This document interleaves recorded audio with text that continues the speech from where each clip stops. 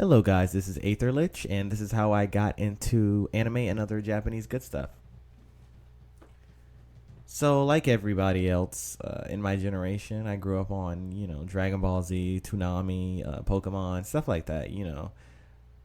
It was pretty fun watching all of those muscular guys fighting and getting bloody and sweaty. But anyway, but seriously, it did something to me as a kid, especially from a single mother household.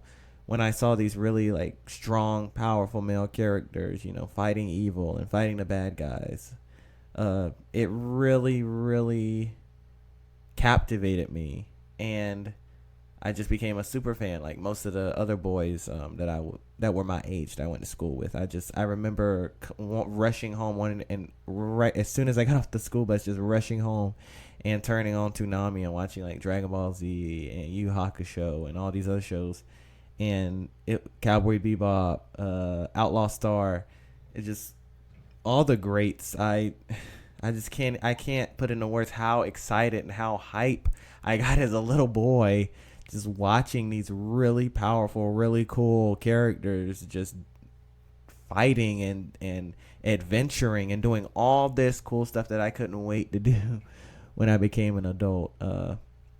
Yeah, like Gundam, just so many great franchises that are still a part of my life today. Uh, it when I put it that way, it seems kind of like I was raised by television, but there was another connection that got me into Japanese culture and anime and stuff, and that was my cousin. So I have a half black, half Japanese cousin named Mike. His family calls him Mikaru. At least my aunt May does, and he really got me into the finer points of Japanese culture. He got me into things like Dragon Ball GT. I guess before it started to be aired on Toonami, if it ever was. He got me into all of these periphery things, like a bunch of the older Gundam series. He's a huge mecha head. He loves mecha anime, and he got me into Macross back when it was just Robotech, I guess, in America. He just really got me into a bunch of stuff. Once he found out I was into Toonami and stuff, and I was really excited about anime and Dragon Ball Z and Pokemon, he was like, I gotta get this little dude into the really good stuff. Uh, he's 5 years older than me, so when I was 10, he was 15, so he'd already been around the block. He went to Japan every single year to visit my Aunt May's family, his mother's family. So he would bring me back stuff.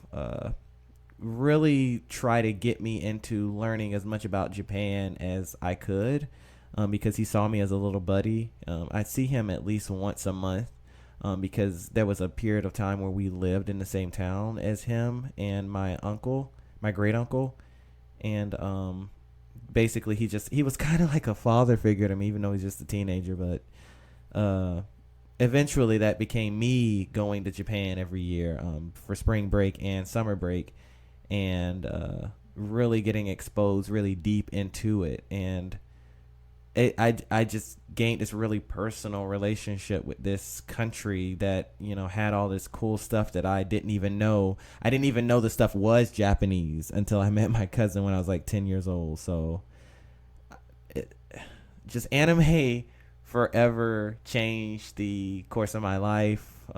My cousin, Japanese culture, just changed my life so much. I wanted to become a mangaka. I wanted to write manga. I wanted to draw manga. I just wanted to, become a part of that stuff. And I picked up writing because of, reading the Japanese comics and, all these other things. It just did so much good in my life. Not so much into it anymore. I guess I really only pursue the really cerebral stuff. Ghost in the Shell is probably my favorite anime franchise, despite what's been going on with it. So that's really where my tastes lie in anime now. That and mecha stuff with really hard science, but yeah, that's my love affair with anime and Japanese culture.